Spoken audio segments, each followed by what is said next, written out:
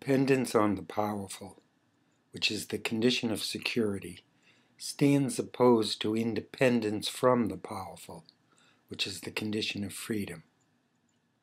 DeAuthorize authority. Collect into one freedom-loving golem to put one freedom-hating Moloch out of its misery.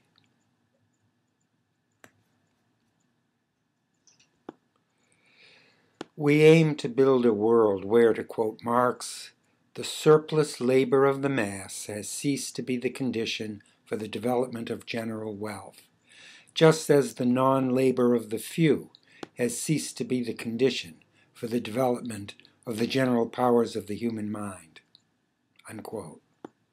In other words, the surplus labor of the mass invests heavily in automating and coordinating global production with the end in mind of shrinking the work week to the size of a microdot, of lengthening the weekend, the sky's the limit.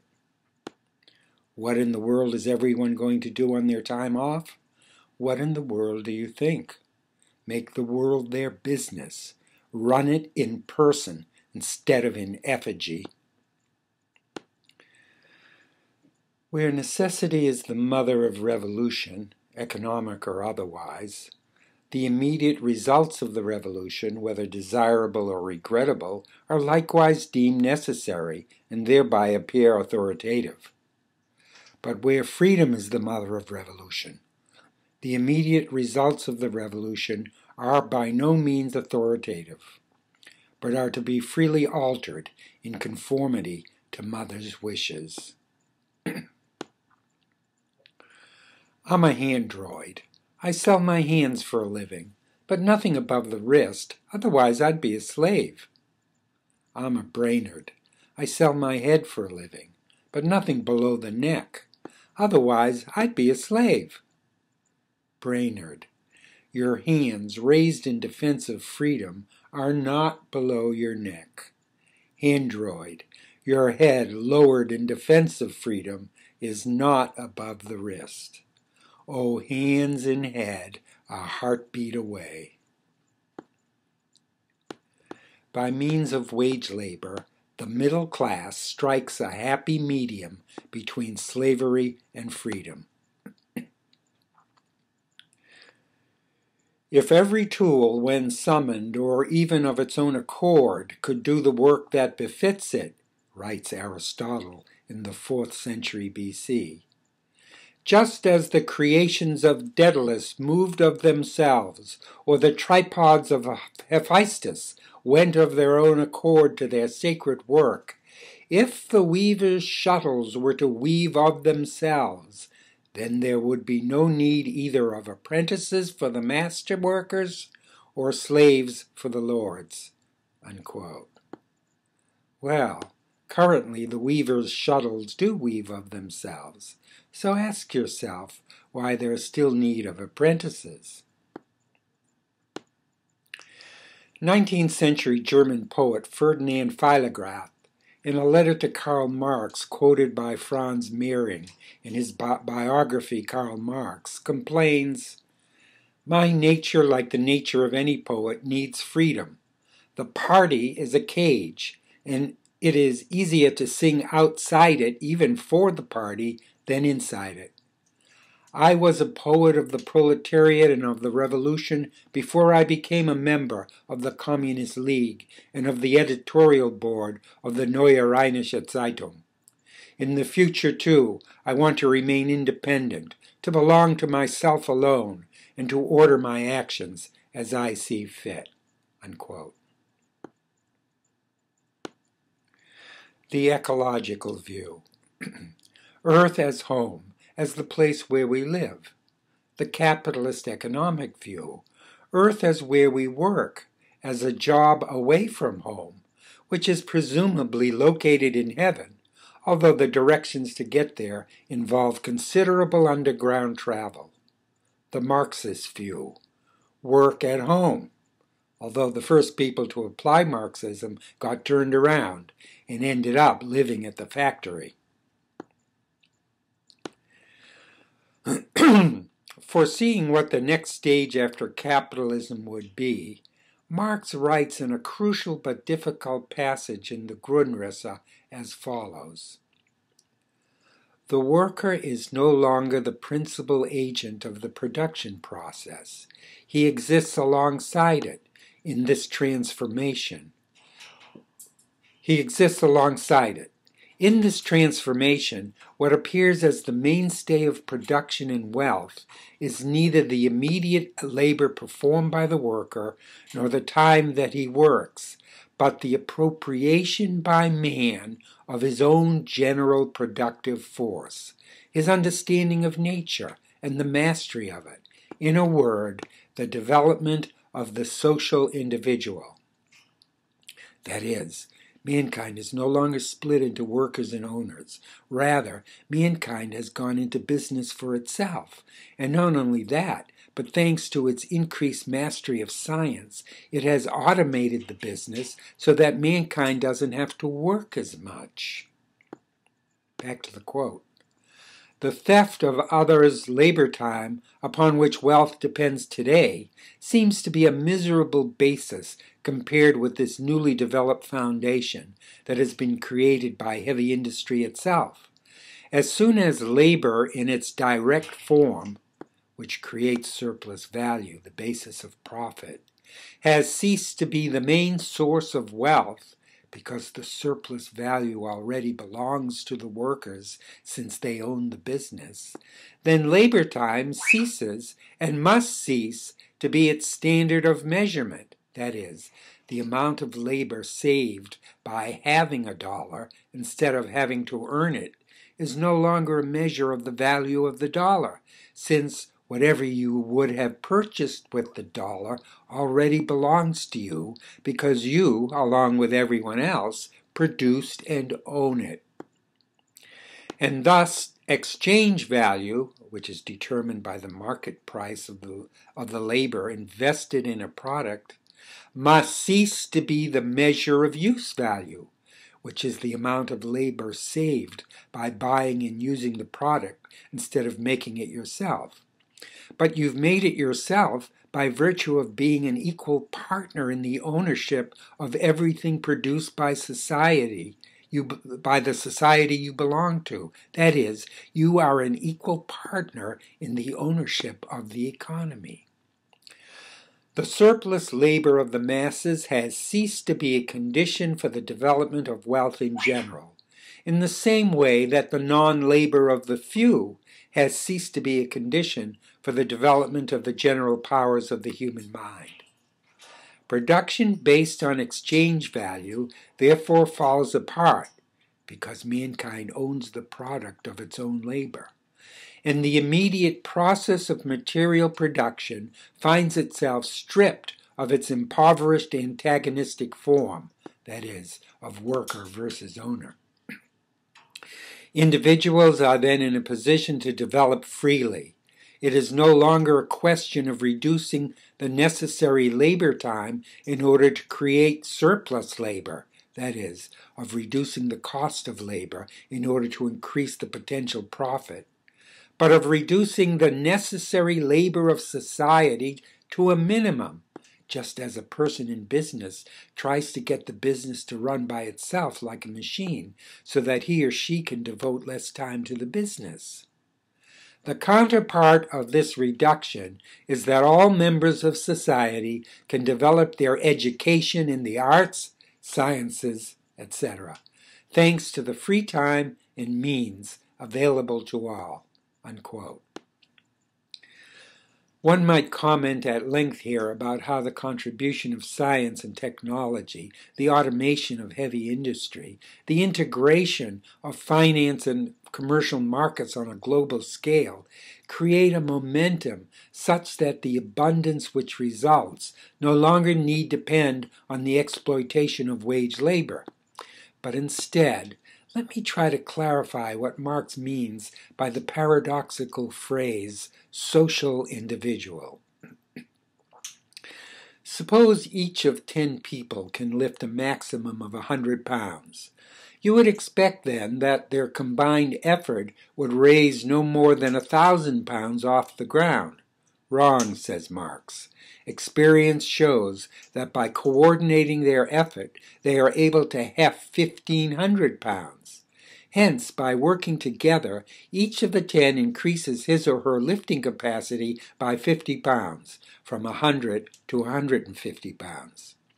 But since each alone can only heft a max of 100 pounds, Marx attributes the extra and unaccountable 500 pounds.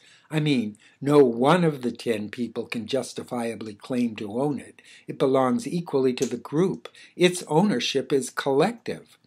Marx attributes the 500 pounds to the fictive, but for all that, far from ineffectual, social individual, whom the 10 people have equally participated in creating. And having equally participated in creating it, each of the 10 people shares with the others the characteristic of being a social individual. Furthermore, as the power of collective production increases, the social also becomes a spiritual individual. That is, collective mental processes begin to manifest among groups of individuals, synchronistically, magically, which cannot be accounted for by a one-mind to a body-oriented psychology, the capitalist premise of which is that each subjectivity is strictly delimited by its obligation of ownership of a body, of a flesh house for sale. Marx is never explicit about the spiritual potential of the social individual, but he does hint at it.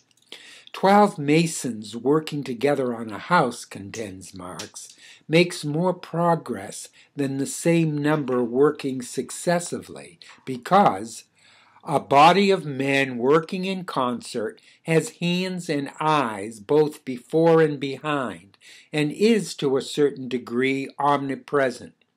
The various parts of the work progress simultaneously.